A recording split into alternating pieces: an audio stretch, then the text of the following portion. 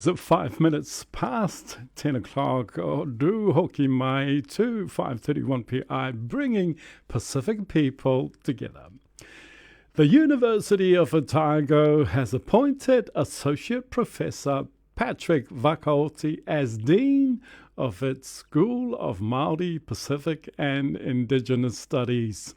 Associate Professor Vakaoti was born in Levuka o Walau and has paternal links to Malawi, Gao, Lo Maiviti, and maternal links to Udi Navanua, Verata, Tailevu, and Fiji. He was educated at Maris Convent School and St. John's College and later completed an undergraduate and a master's studies at the University of the South Pacific. He gained a PhD from the University of Queensland for his thesis on street frequenting young people in Fiji. Associate Professor Vakaoti is on the line with us now, and we say, Bulavinaka, thank you so much for making time to have a chat with us this morning, Associate Professor. Oh, Bulavinaka Etuati, Yandravinaka, thank you for having me. The pleasure is all ours. Now let's just say that we've hopped into the lift. We've got 5 floors to go up, and the question is, why academia? Yeah, why academia? It's a question I still ask myself. It wasn't something that I planned. I think if many of us, if we take ourselves back to the islands, growing up as I think children on islands, the extent of our reality is just right there in front of us. Whether it's the plantation or it's the sand and the beach. Some will tell us that the horizon is the limit, but often the limit is much more limited and sort of restricted. Yeah. We perhaps know or we aspire to people who are in careers or are doing the things that they're enjoying at that time. A lot of it is sort of white collar jobs. So either be a teacher or a nurse, or for those of us that went to, say, Catholic schools, there was sort of a subtle nudge perhaps in the direction, of the seminary, and, probably make your parents happy if you if you did that. Yeah, but I grew up on Ovalau, in Levuka, where there was a tuna canning factory, which employed the majority of the people on the island. So, also for many of us, that was sort of the pathway. So if you made it out of high school and you perhaps went elsewhere, then that was okay. But if you didn't, there was something that you could do. 80 cents an hour at that time was a lot of money. $60-$70 a week was enough to get you something.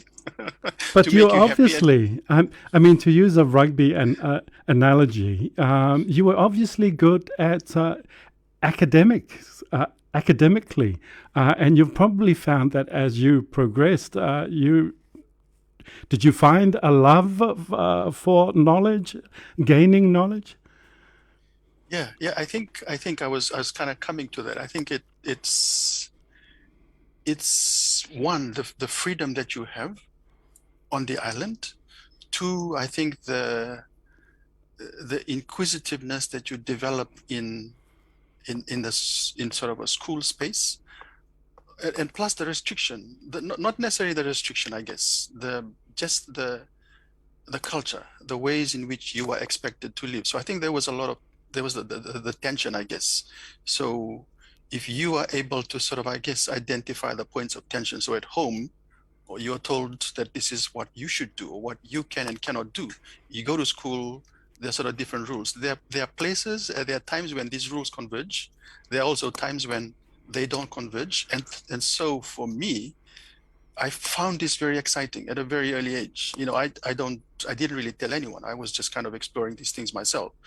I would do a lot of things. I would experiment with a lot of things. I would experiment with lots of ideas. I would talk about things that I wanted to do or who I perhaps wanted to become. There were people I kind of aspired to follow, but this were again limited either via the Fiji Times at the time, or sort of biblical stories or stories that you read in your sort of English classes. Yeah, but academia, I didn't even know where teachers came from. I didn't even know universities existed because again, you were kind of confined to that island environment. Yeah, but I think it's that the thirst, the quest, and we always say that our ancestors are sort of navigators, they're adventurous.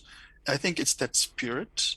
Um, we tend to operate, even our formal schooling environments are very good at putting the lid on that spirit of adventure. And I think I always tried to push the boundary. I remember I got the hiding so many times when I was, I think, in about class 7, class 8, because I often refused to tuck my shirt in. For me, yeah, it didn't feel comfortable. I didn't like it. But the teachers, there was a school rule that you had to tuck your shirt in. I had no idea what tucking your shirt in had to do with enjoying school or succeeding in school. So you obviously decided to walk to the beat of your own drum. Did the University of South Pacific allow you to explore that curiosity, to fulfill that thirst for knowledge? Yes, yeah, I think it did. I think the USP is an exciting place because it brings together students from not only the 12 member countries that own the University of the South Pacific, but you had other students who came from, say, Papua New Guinea or some of the other Micronesian island countries, or even international students. I remember at the time when I was at USP, there were students from the Maldives. The Maldivian government would send some of the students there. So, you were interacting with students from elsewhere. It was different. It was a place where I could engage with ideas. You had to. I didn't necessarily write like reading, particularly reading English texts. Fijian is my first language, and I preferred to do that. I preferred to sort of converse in English. So that was a challenge. But I think if you are in a space that you enjoy, you will do whatever it takes to continue to enjoy that.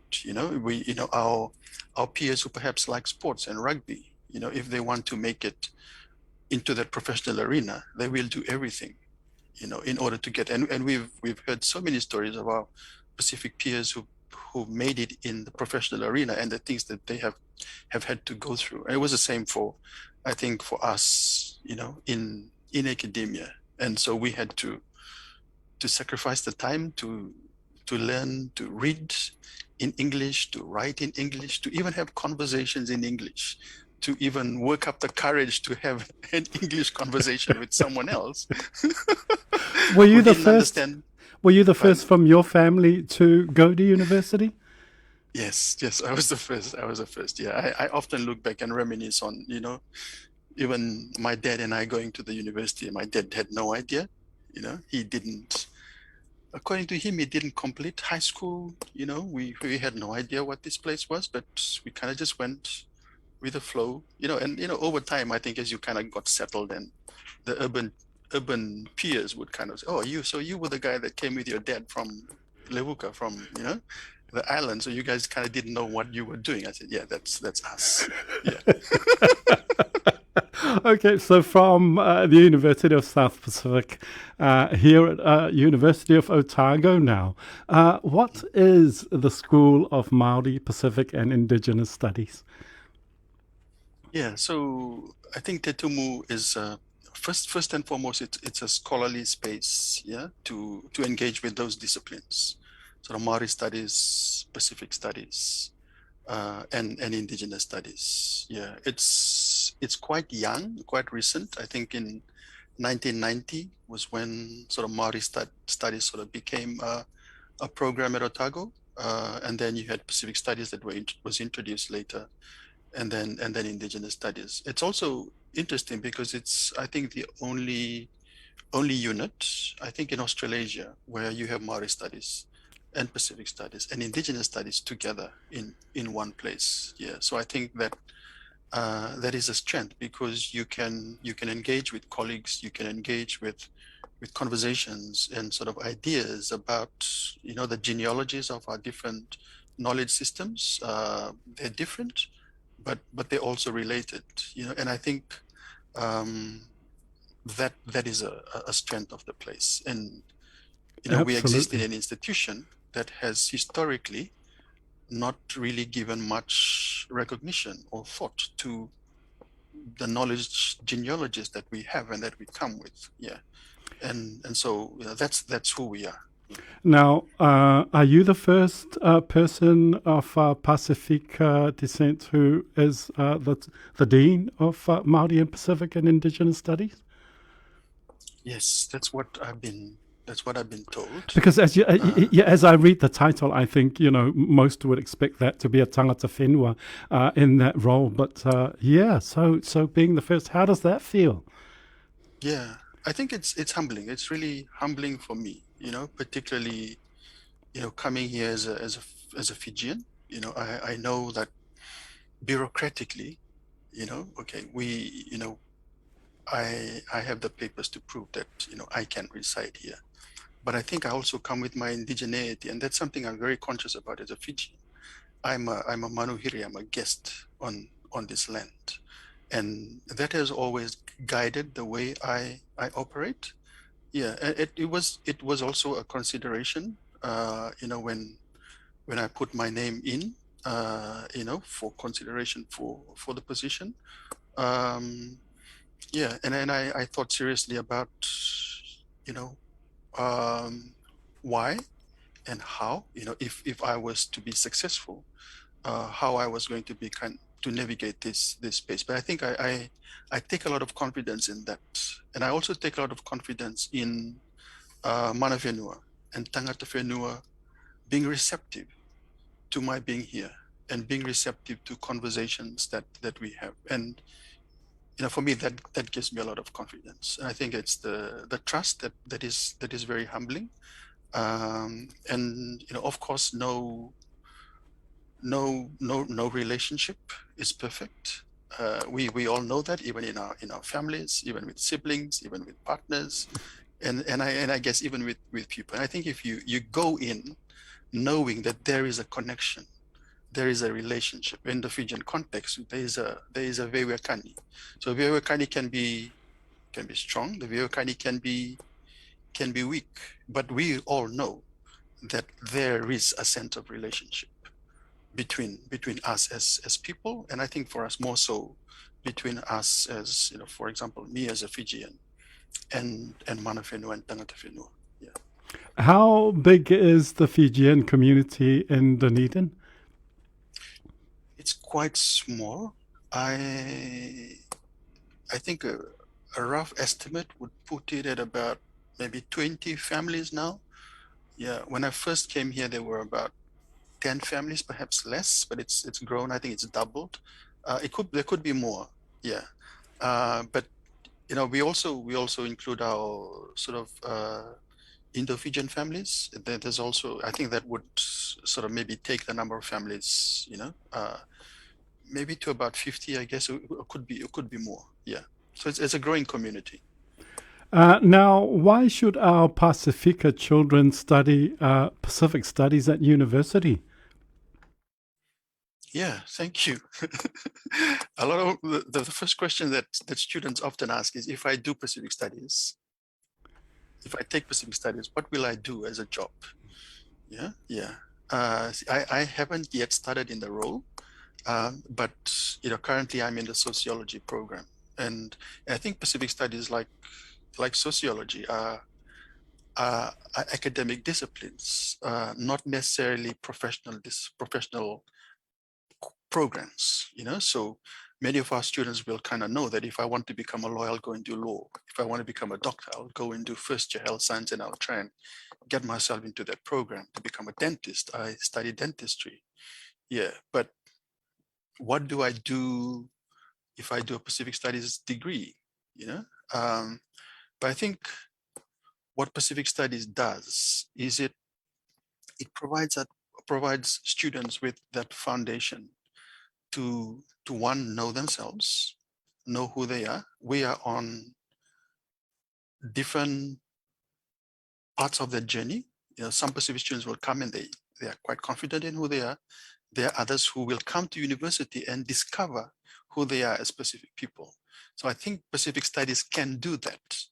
So it helps you to kind of know who you are, navigate this. In a way, the distance from family can help, because you can take the time to reflect on your indigeneity, particularly for those who are still trying to understand who they are. Yeah, and then they can have these conversations from a distance. They can also talk to others, other Pacific staff, other students, other Pacific elders who are here to help you navigate that journey. So that's that. But it also gives you academically, I think, a broader perspective of our place in the world, who we are as a country, Aotearoa New Zealand, and its place in the world, where we are situated. We are situated in this part of the world called the South Pacific. It's a good vantage point, I think, to be able to kind of engage in a conversation about the issues that we experience and relate it to the wider world, the things that are happening out in the wider world, and how that impacts us. Uh, and I think Pacific Studies gives students that edge, because they get to know so much more, even geographically, even geopolitically, socially, culturally. The Pacific is diverse. If you ask the majority of our students, they probably say that we are a few hundred thousands of people, but the Pacific, including Papua New Guinea, is about 10 million people, or could be more. Absolutely, absolutely. Now, finally, as we're quickly running out of time,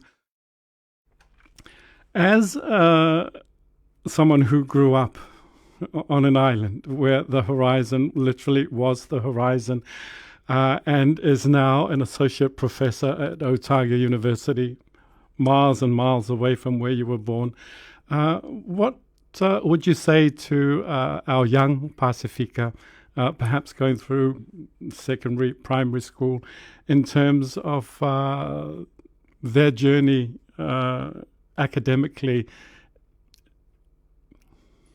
Yeah, I think, often we hear that education is a great leveler of hierarchy.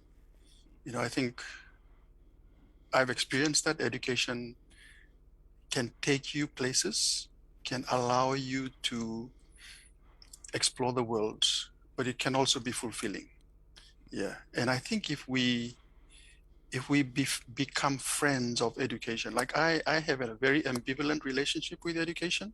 There are aspects of Western education that I do my best to counter, to slow down. But I think if we engage with the aspects of education that will support our aspirations, because there are many aspects of education that we can draw on and we can draw from. And I think many of us are sort of testament to that. It can get us to where we want to go. But we also have to, sometimes I call it a game. There are rules of the game. There are things that we need to do in order to succeed. If we want it, then we've got to do the work. And some of it would be waking up early in the morning and doing our readings and doing our writing and the homework and the sacrifice. So it's quite short. The sacrifice is quite short. And I think once you get that, you get a taste, I think, of what's fulfilling about it. You can live a fulfilling life. Yeah. We don't necessarily all have to be lawyers or doctors. I often encourage our younger students to consider academia, to consider research. Many of our qualified Pacific people are also into sort of consultancies.